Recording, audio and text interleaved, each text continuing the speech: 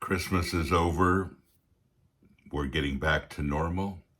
We're leaving all the holiday stuff behind, and as well as our holiday spirit.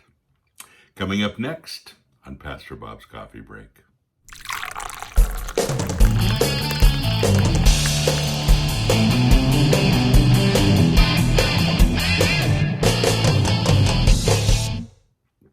In keeping with our animal theme, there's my duck cup.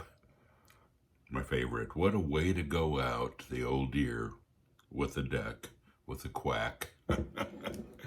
Anyway, so Christmas is over.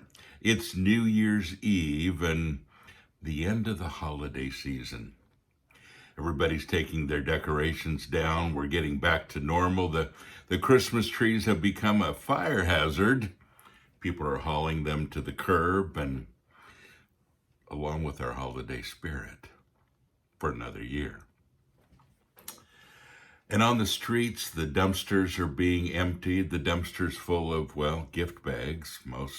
Many churches hand out gift bags during the Christmas season. I talk about this all the time. It's one of my pet peeves, to be honest. You know, nice gift bags full of things that the homeless people can really use. And church after church after church after church, everybody thinks it's their idea. It's a lot of people's idea. And so the homeless have all these gift bags, and they are, in fact, homeless. So what happens to the gift bags full of stuff that they could really use? Well, they end up in dumpsters, and they're hauled away to the junk. Wouldn't it be nice if people would give gift bags all year round? But we only think of it during the holidays, and that's kind of what I want to talk about today. Because, you see, I think we have a problem with this, and I blogged about it the other day, and then I thought, I want to do a podcast about it because this is such an important area of our lives that we should be involved with. I titled this, Jesus is not just the reason for the season only. He's the reason for every single day of the year. And the Christmas spirit, the Jesus spirit, really needs to go on all year long. We teach our families the wrong message. And honestly, a lot of families will come down and say, can we help serve on Christmas? It's the only day that they do. And a lot of families will join a soup line or sponsor a family for Christmas or, help people on the streets. And what they end up teaching their families is, well, that it's good to give, but that, compassion is only seasonal. The rest of the year, they forget about it. And then we have churches that serve on Christmas and Thanksgiving, the only 2 days usually that they do, many churches. And during that time, they will stand on the other side of a soup line, and it's us versus them. They'll talk down to people as they go through.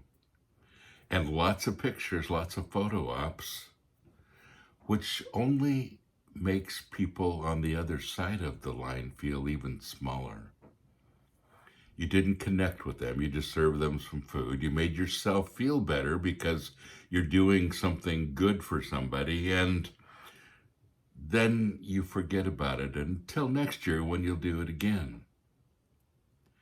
And meanwhile, homeless people are depressed, and depression is rampant this time of year. Can you imagine what it would be like not to have family and friends around you for Christmas? The biggest common denominator that every homeless person has is that they generally don't have a safety net. If you and I were to struggle and we lost everything, most likely we have family or friends that would take us in and help us.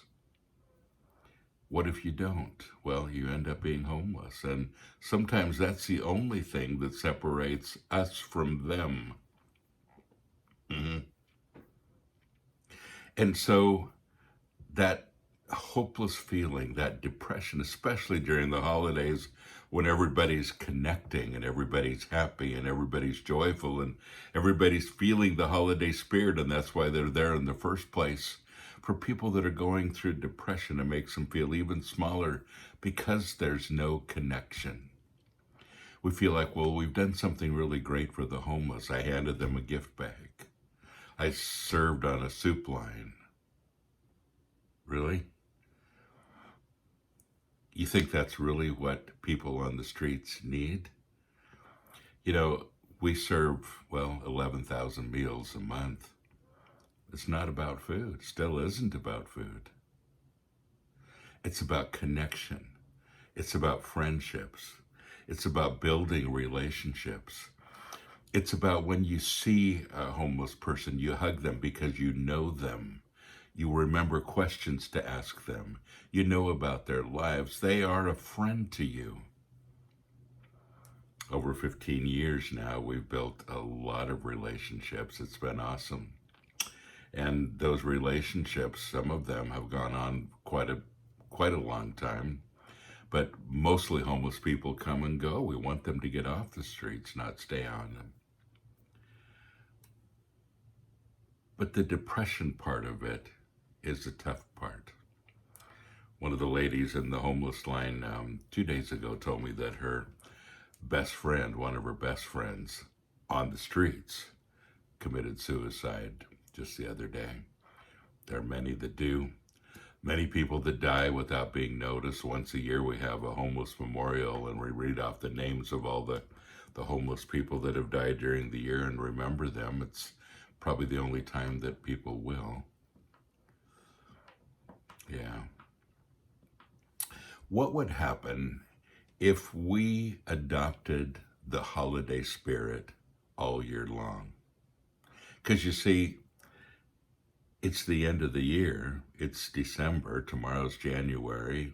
But the homeless are still homeless. People in need are still in need. People who are lonely that might just live next door to you in a house with everything they need, and yet they're lonely and could use somebody to reach out. It's not just homeless people. What if we took this holiday spirit and took it all year long? What if Jesus was really the reason for every day and not just the holiday season? The homeless are still there. People in need are still there. People still need a friend. People still need you.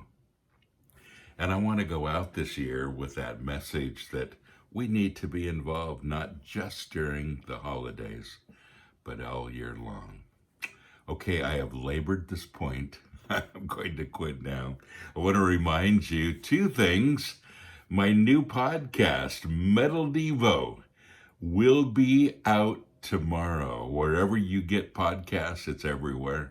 You'll get it. It's called Metal Devo with Pastor Bob, and you'll see that picture on the thumbnail, and so that's available.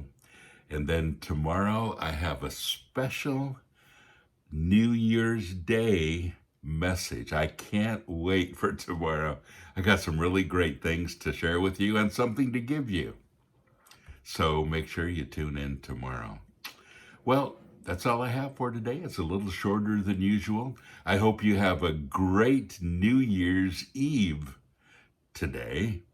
You know, all the fireworks stands are ready, and we're ready for a day of celebrating out with the old, in with the new, and tomorrow we're going to talk about in with the new. So, remember, you are blessed. So go out and be a blessing.